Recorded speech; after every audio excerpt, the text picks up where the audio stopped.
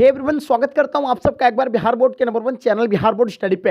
जी हाँ दोस्तों, यानी आज के क्लास में हम लोग कवर करेंगे इंटरमीडिएट एग्जामिनेशन 2022 यानी एनुअल एग्जाम के लिए पॉलिटिकल साइंस का मॉडल सेट तीसरा क्लास कवर करने जा रहे हैं। जैसे कि आपको पता होगा कि हम लोग यानी मॉडल सेट 10 तक यानी कवर करेंगे पॉलिटिकल साइंस का, इसी तरह हर एक सब्जेक्ट का करने वाले हैं। अगर आपकी तैयारी बिल्कुल 0% है, आप अभी तक तैयारी नहीं कर पाए हैं, तो डियर स्टूडेंट आपको हम 100% कहते हैं। अगर आप इन 10 को अगर अच्छे से अगर 10 सेट को अगर अच्छे से अगर अध्ययन कर लेते हैं तो आपको बिल्कुल यानी आप निश्चिंत रहिए, आप ऑब्जेक्टिव के लिए आप 100 में 100 यानी ऑब्जेक्टिव जो है सो सॉल्व कर सकते हैं फाइनल एग्जाम में। आपको ये नहीं कह रहे कि सब्जेक्टिव होंगे, लेकिन हम फाइनल एग्जाम के लिए आपको बता रहे कि ऑब्जेक्टिव में आपको कोई भी चिंता नहीं होगा, इधर उधर कहीं भी आपको भटकने की जरूरत नहीं होगी। बिल्कुल आपका हूबहू यही इन 10 ही सेट से आपका सारा क्वेश्चन जो है कलेक्ट किया जाएगा आपके फाइनल एग्जाम में। तो इसलिए कोई भी बच्चे क्लास को मिस नहीं करेंगे, और जिसका भी क्लास अगर बाकी छूट गया तो आप बाद में यानी कवर कर लेंगे।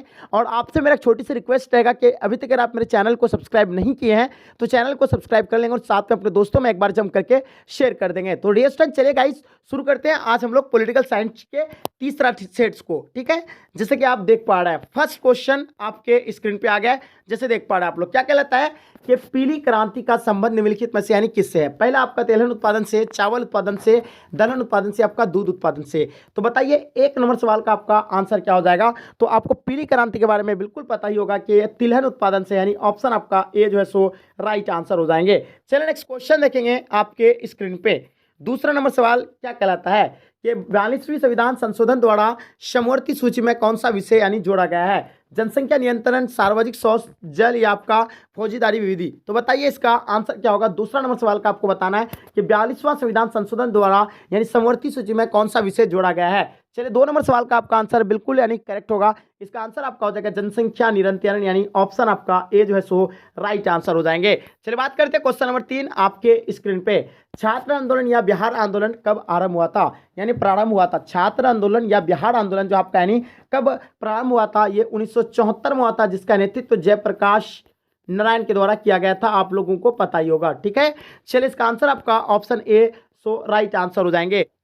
क्वेश्चन नंबर 4 देखिएगा, क्या कहलाता है कि नक्सलवादी आंदोलन प्रारंभ में किस प्रकार का आंदोलन था? देखिए आपके सामने छात्र आंदोलन है, मजदूर आंदोलन है, किसान आंदोलन है, आपका आदिवासी आंदोलन है। तो देखिए 4 नंबर सवाल का आपको आंसर बताना है। इसका आंसर आपका हो जाएगा यानी किसान आंदोलन हो जाएगा, यानी ऑप्शन आपका सी जो है will be the right answer हो जाएंगे। ठीक है, नेक्स्ट क्वेश्चन देखेंगे आपके स्क्रीन पे।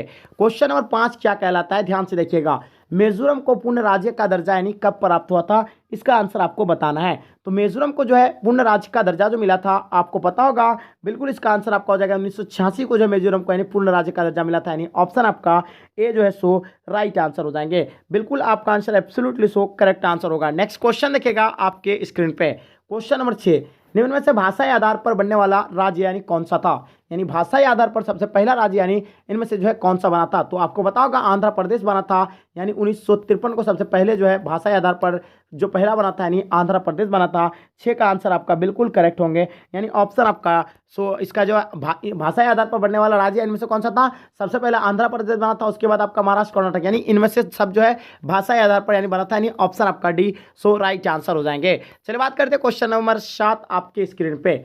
ऑपरेशन ब्लू स्टार किसके विरुद्ध यानी चलाया गया था? तो आपको बताना है 7 नंबर सवाल का आपका आंसर क्या हो जाएगा? बिल्कुल इसका आंसर आप लोगों का एब्सोल्युटली सो करेक्ट आंसर होंगे, यानी इसका आंसर आपका हो जाएगा पंजाब के उग्रवादियों के विरुद्ध। ठीक है, नेक्स्ट क्वेश्चन देखेंगे आपके स्क्रीन पे। 8 नंबर सवाल, भारतीय संविधान की आत्मा है यानी भारतीय संविधान की जो आत्मा है इनमें से यानी कौन सा है? आपको बताना है। नीति निर्देश सिद्धांत, मौलिक अधिकार, प्रस्तावना है आपका मौलिक कर्तव्य। तो बताइए 8 नंबर सवाल का आपको आंसर बताना है। इसका आंसर आपका क्या हो जाएगा? बिल्कुल प्रस्तावना, यानी ऑप्शन आपका सी जो है सो राइट आंसर हो जाएंगे। चलिए बात करते हैं क्वेश्चन नंबर 9 आपके स्क्रीन पे। गोवा को राज्य का दर्जा कब प्रदान किया गया? 1987 को, 1985 को, 1975 को या आपका 1966 को? देखिए गोवा को जो राज्य का दर्जा दिया था गया था, तो ये कब दिया गया है आपको पता ही होगा, यानी 1987 को दिया गया है, यानी ऑप्शन आपका ए जो है सो राइट आंसर हो जाएंगे। बात करते हैं क्वेश्चन नंबर 10 आपके स्क्रीन पे। भारत में चिपको आंदोलन से जुड़े नेताओं में निम्न में से कौन शामिल है? देव सुमन, मीराबेन या आपका सरलाबेन या आपका उपयुक्त सभी? तो बताइए क्वेश्चन नंबर 10 का आपको आंसर बताना है। इसका आंसर आपका क्या हो जाएगा? बिल्कुल इसका आंसर आपका एब्सोल्युटली करेक्ट होंगे, यानी इसका आंसर आपका हो जाएगा यानी उपयुक्त सभी, ऑप्शन आपका डी जो सो राइट आंसर हो जाएंगे। चलिए नेक्स्ट क्वेश्चन देखेंगे आपके स्क्रीन पे। क्वेश्चन नंबर 11 है, दलित पैंथर्स नामक संगठन कब बना? 1972 में, 1975 में, या फिर देखिएगा आगे आपके स्क्रीन पे आ गया 1980 में, आपका 1990 में।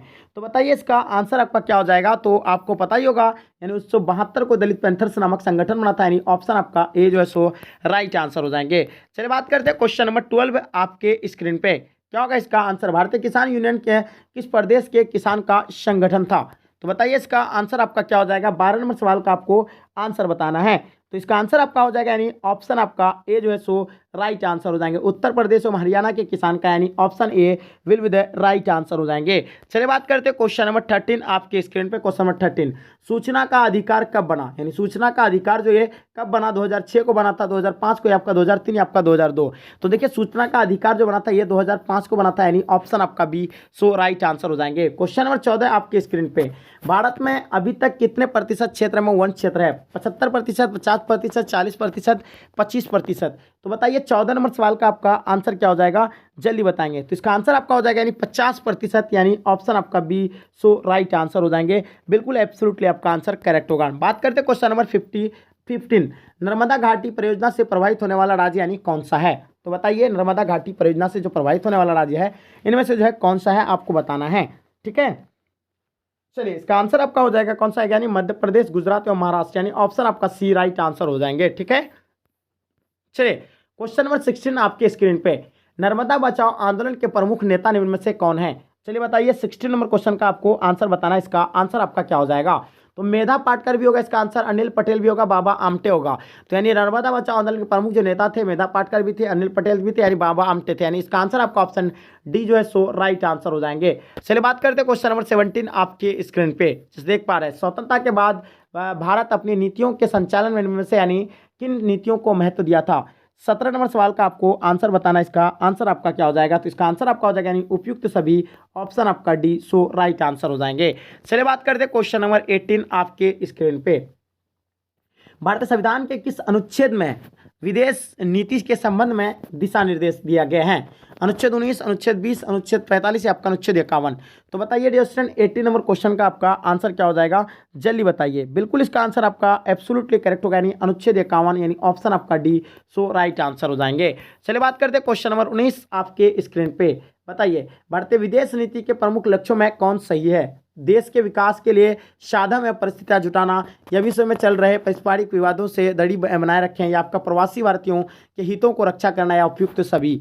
तो बताइए इसका आंसर क्या हो जाएगा? 19 नंबर सवाल का आपको आंसर बताना है। तो इसका आंसर आपका डेफिनेटली करेक्ट आंसर होना चाहिए। इसका आंसर आपका हो जाएगा यानी ऑप्शन डी राइट आंसर हो जाएंगे, उपयुक्त सभी। चलिए बात करते हैं क्वेश्चन नंबर 20 आपके स्क्रीन पे। एक ध्रुवीय विश्व में किस देश का यानी जो है प्रभुत्व रहा है? यानी एक ध्रुवीय विश्व में किस देश का प्रभुत्व रहा है? पहला अमेरिका है, दूसरा चीन है, उसके बाद खाड़ी देश है, उसके बाद संयुक्त संघ है। तो बताइए इसका आंसर आपका क्या हो जाएगा? बिल्कुल इसका आंसर आपका अमेरिका यानी ऑप्शन आपका ए जो है सो राइट आंसर हो जाएंगे। चलिए बात करते हैं 21 नंबर क्वेश्चन आपके स्क्रीन पर। भारतीय विदेश नीति के प्रमुख 3 आधार शांति, मित्रता और समानता का विचार इनमें से किसका है? चलिए बताइए 21 नंबर क्वेश्चन का आपको आंसर बताना है। इसका आंसर आपका क्या हो जाएगा? यानी जवाहरलाल नेहरू यानी ऑप्शन आपका ए सो राइट आंसर हो जाएंगे। चलिए बात करते हैं क्वेश्चन नंबर 22 आपके स्क्रीन पे। निम्नलिखित में से कौन सही है? बताइए 22 नंबर क्वेश्चन का आपका आंसर क्या हो जाएगा?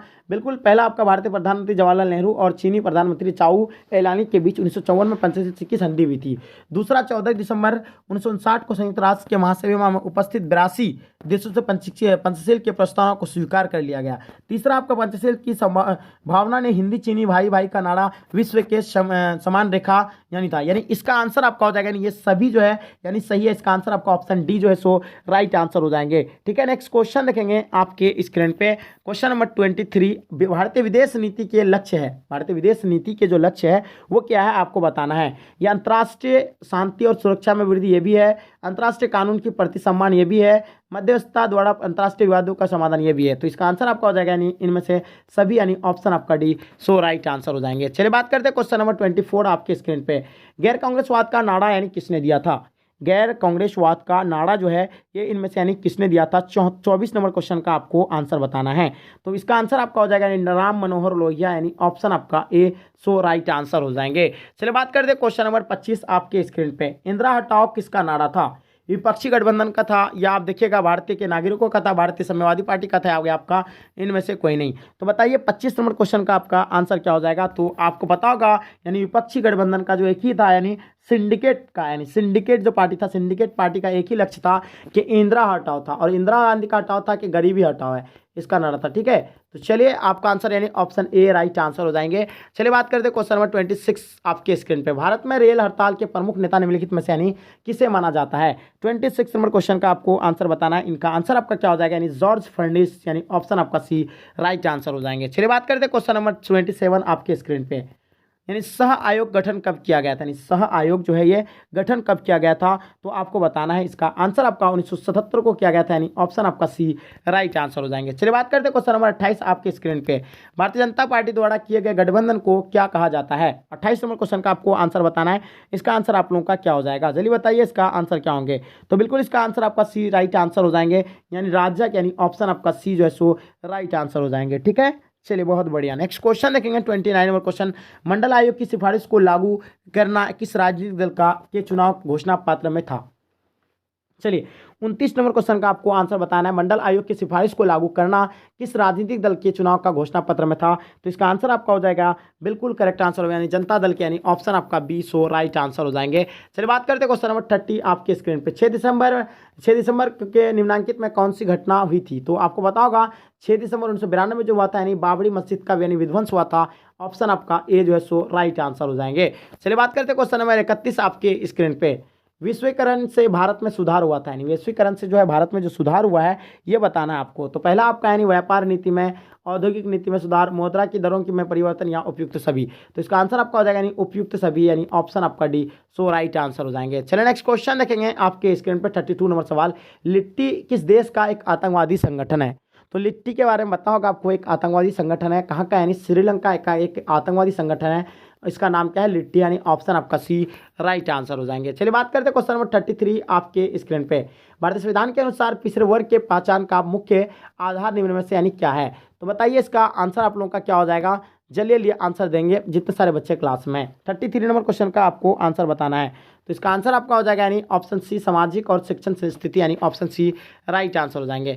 भारत में किस तरह की कार्यपालिका है। बताइए 34 नंबर क्वेश्चन का आपको आंसर बताना है। भारत में किस तरह की यानी कार्यपालिका है, तो क्या होगा इसका आंसर आपको बताना है। ठीक है, तो इसका आंसर आपका हो जाएगा नामांतर की कार्यपालिका, यानी ऑप्शन आपका ए जो है सो राइट आंसर हो जाएंगे। ठीक है, चलिए नेक्स्ट क्वेश्चन देखेंगे। आपको तो अभी बताए सामाजिक और शैक्षणिक संस्था, ये तो बता ही दिए थे।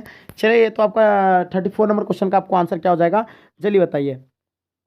तो बिल्कुल इसका आंसर आपका करेक्ट हो जाएगा, यानी मतलब नमात्र की कार्यपालिका, यानी आपका आंसर क्या हो जाएगा, यानी क्वेश्चन नंबर 35 देखिएगा क्या कहलाता है कि मुक्त व्यापार का अर्थ है, यानी मुक्त व्यापार का जो अर्थ होगा आपका यानी क्या होगा।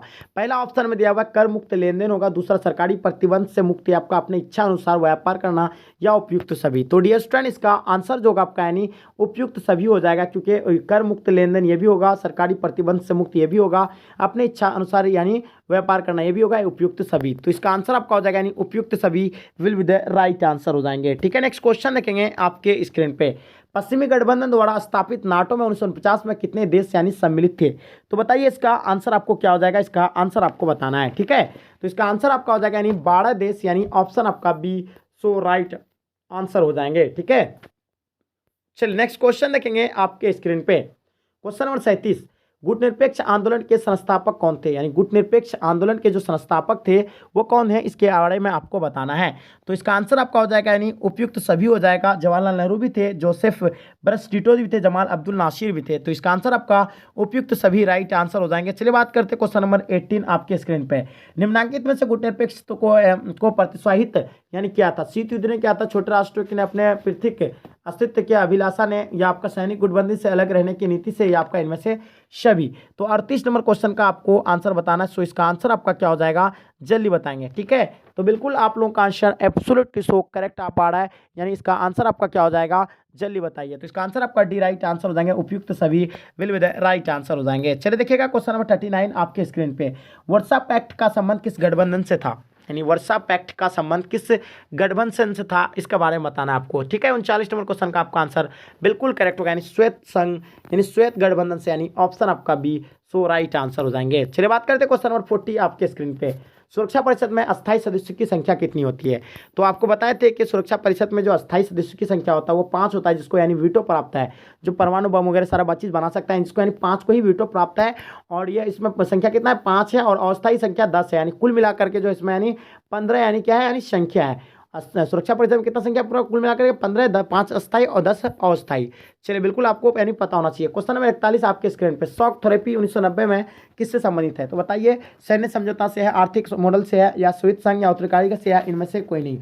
तो बताइए इसका आंसर आप लोगों का क्या हो जाएगा? सो डेफिनेटली यानी आप लोगों का आंसर यानी करेक्ट होना चाहिए। ठीक है, तो इसका आंसर आपका हो जाएगा यानी ऑप्शन बी राइट आंसर हो जाएंगे। आर्थिक मॉडल से यानी ऑप्शन आपका बी राइट आंसर हो जाएंगे। जर्मनी का एकीकरण किनसे किया गया था? तो जर्मनी का एकीकरण क्या आपके बारे में पूछ रहे हैं आपको कि जर्मनी का एकीकरण जो है किससे किया गया था? ये बिस्मार्क से किया गया था, यानी ऑप्शन आपका बी राइट आंसर हो जाएंगे। चलिए बात करते हैं क्वेश्चन नंबर 43 आपके स्क्रीन पर। राष्ट्रमंडल की स्थापना कब हुई? यानी राष्ट्रमंडल की जो स्थापना हुआ था यानी ये कब हुई थी, इसके बारे में आपको बताना है। तो ये जो हुआ था यानी कब हुआ था, जल्दी बताएंगे। बिल्कुल सही आंसर आपका हो जाएगा यानी ऑप्शन डी 1949 यानी राइट आंसर हो जाएंगे। ठीक है, नेक्स्ट क्वेश्चन देखेंगे आपके स्क्रीन पे। जो दोस्त नहीं वह विरोधी है, शीत युद्ध के प्रारंभिक दौर में किस देश की सोच थी? संयुक्त राज्य अमेरिका की था, स्वेत संघ की था, कनाडा की, आपका भारत का। तो बताइए इसका आंसर क्या हो जाएगा? 44 नंबर सवाल का आपका आंसर क्या हो जाएंगे? तो बिल्कुल इसका आंसर आपका एब्सोल्युटली करेक्ट होगा, यानी संयुक्त राज्य अमेरिका, यानी ऑप्शन आपका ए जो है सो राइट आंसर हो जाएंगे। क्वेश्चन नंबर 45 आपके स्क्रीन पे। यानी न्यूयॉर्क स्थित वर्ल्ड ट्रेड सेंटर पर आतंकवादियों ने कब हमला किया? बताइए, न्यूयॉर्क स्थित वर्ल्ड ट्रेड सेंटर पर आतंकवादियों ने हमला कब किया था? जल्दी बताइए। 45 नंबर क्वेश्चन का आपका आंसर क्या हो जाएगा? तो इसका आंसर आपका 11 सितंबर 2001 हुआ था, यानी ऑप्शन आपका ए जो है सो राइट आंसर हो जाएंगे। बात करते हैं क्वेश्चन नंबर 46 आपके स्क्रीन पे। आसियान की स्थापना कब हुई थी? यानी आसियान के बारे में बताना है कि आसियान की जो स्थापना हुआ था ये कब हुआ है, इसके बारे में आप लोगों को आयोग पता होना चाहिए। वो 1967 में हुआ था, यानी ऑप्शन आपका ए जो है सो राइट आंसर हो जाएंगे। चलो नेक्स्ट क्वेश्चन देखेंगे आपके स्क्रीन पे। Question number 47। एशिया का वह कौन सा देश है जहां समूह 18 का भी सदस्य देश है?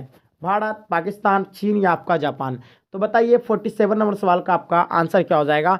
जल्दी बताइए। तो बिल्कुल आप लोगों का आंसर यानी एब्सोल्युटली सो करेक्ट होंगे। एशिया का वह कौन सा देश है जो G18 यानी 18 समूह के यानी क्या है सदस्य देश थे? तो बताइए 47 नंबर सवाल का आपका आंसर बिल्कुल राइट आंसर हो जाएगा जापान, यानी ऑप्शन आपका डी सो राइट आंसर हो जाएंगे। चलिए बात करते हैं क्वेश्चन नंबर 48 आपके स्क्रीन पे। यूरोपीय संघ की मुद्रा का क्या नाम था? तो बताइए यूरोपीय संघ की मुद्रा का जो नाम है वो क्या है? 48 नंबर सवाल का आपको आंसर बताना है। तो इसका नाम है यानी यूरो, यानी ऑप्शन आपका डी सो राइट आंसर हो जाएंगे। चलिए बात करते हैं क्वेश्चन नंबर 49 आपके स्क्रीन पे। दक्षेस की स्थापना कब हुआ था? 1985 में, 1980 में, 1990 आपको 2008 में। तो दक्षेस का जो स्थापना हुआ था ये 1985 में हुआ था, यानी ऑप्शन आपका ए सो राइट आंसर हो जाएंगे। बहुत बढ़िया। चलिए बात करते हैं क्वेश्चन नंबर 50 आपके स्क्रीन पे। देश की रक्षा करना का कर्तव्य किस कोटि में आता है? तो देश की रक्षा करना कर्तव्य जो है किस कोटि के अंतर्गत आता है? 50 नंबर क्वेश्चन का आंसर आपका हो जाएगा, यानी मौलिक कर्तव्य के अंतर्गत आता है, यानी ऑप्शन आपका सी राइट आंसर हो जाएंगे। देखिए दक्षेस की स्थापना 1985 में होता है, जिसमें यानी कि 7 देश था, बाद में एक जोड़ा गया था जिसमें 8 यानी कुल मिलाकर कितना यानी 8 देश हो गया था, जिसमें सार्क दक्षेस को ही शार्क कहा जाता है, आप लोग जानते होंगे। ठीक है, तो चलिए डियर स्टूडेंट, आई होप उम्मीद करता हूं कि आज का क्लास आपको पसंद आया तो लाइक करके जम करके अपने दोस्तों में एक बार शेयर कर देंगे, ताकि इससे आपके दोस्त को भी हेल्प हो सके और साथ में आपको भी। चलिए यहीं तक आज के क्लास को इन करते जो जय भारत।